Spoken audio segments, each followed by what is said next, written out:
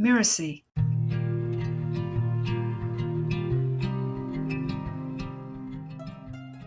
Once Nasruddin was invited to deliver a sermon. When he got on the pulpit, he asked, "Do you know what I'm going to say?" The audience replied no. So he announced, "I have no desire to speak to people who don't even know what I'll be talking about." And he left. Hi, I'm Lisa Bloom, the story coach, and you're listening to Once Upon a Business. In each episode, we'll explore a story, a fairy tale, folk tale, or traditional story, so that we can discover the amazing lessons relevant for business and for entrepreneurs. The people felt embarrassed and called Nasruddin back again the next day. This time, when he asked the same question, the people replied, "Yes." So Nasruddin said, "Well, since you already know what I'm going to say, I won't waste any more of your time." And he left. Now the people were really perplexed. They decided to try one more time and once again invited the mullah to speak the following week. Once again he asked the same question. "Do you know what I'm going to say?" Now the people were prepared, and so half of them answered yes, while the other half replied no. So Nasruddin said, "Let the half who know what I'm going to say tell it to the half who don't." And he left.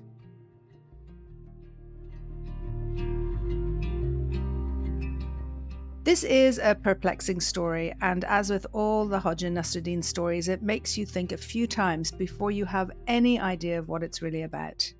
At first, it seems almost childish. Clearly, he doesn't want to speak to this crowd, and so he finds excuses each time to be able to walk away. And it's amusing. Like an impertinent child, they always find a way to do the opposite of what others want.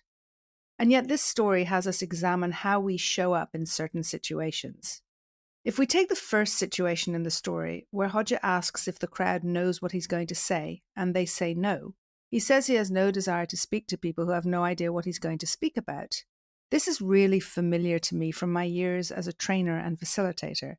I was always amazed when people would come to a training session and have no idea why they were there, or what they wanted to get out of our time together.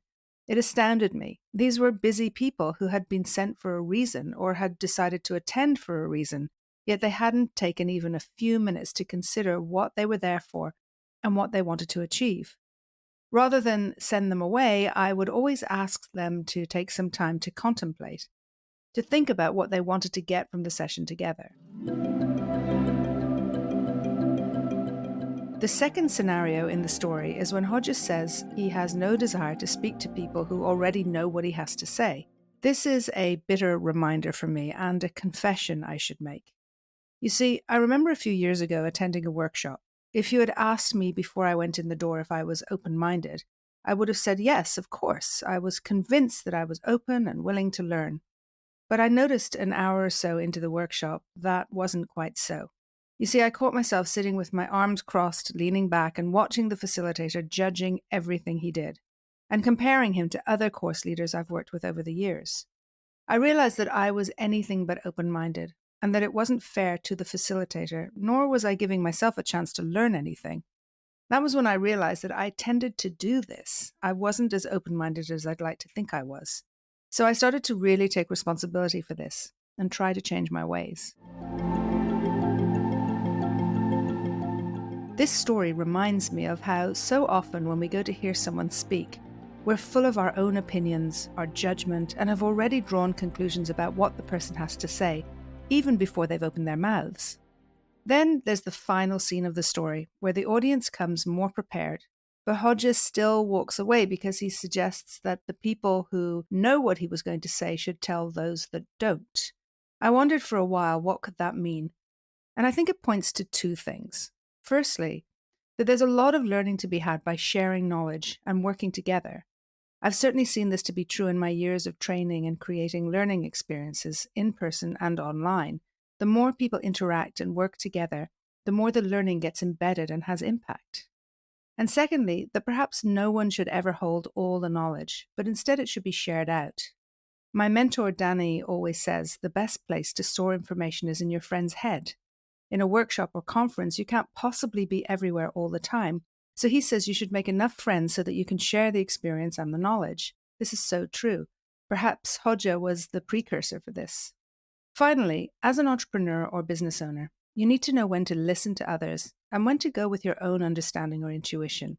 We can't ask others to make decisions for us, or sometimes even to advise us. They may not have the experience, and there's nothing worse than taking advice from someone who's wholly unqualified to give it. Sometimes you just need to trust yourself. I like that idea.